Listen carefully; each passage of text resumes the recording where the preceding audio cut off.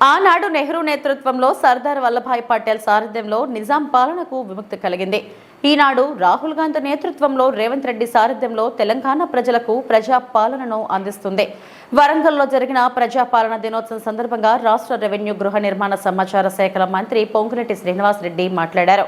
ప్రత్యేక తెలంగాణ రాష్ట్రం ఏర్పడిన వెంటనే ఆ పెద్ద మనిషి నయా నిజాం అయ్యాడు.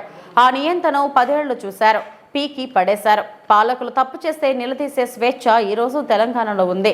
పరిపాలనలో లోటుపాట్లు ఉంటే సూచనలు సలహాలు స్వీకరించే సౌలభ్యం కల్పించామని అన్నారు.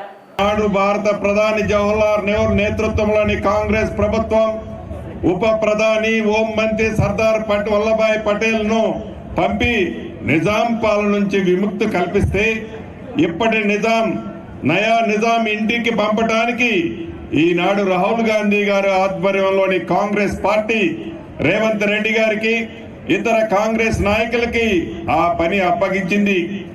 వీరంతా వీరోచితంగా పోరాడితే డిసెంబర్ 7, 2023న నయా నిజాం నుంచి తెలంగాణ ప్రజలకు విముక్తి కల్పించి ప్రజా పాలన అంటే ఏమిటో, ప్రజాస్వామ్యం అంటే ఏమిటో రుచి చూపిస్తున్నారు.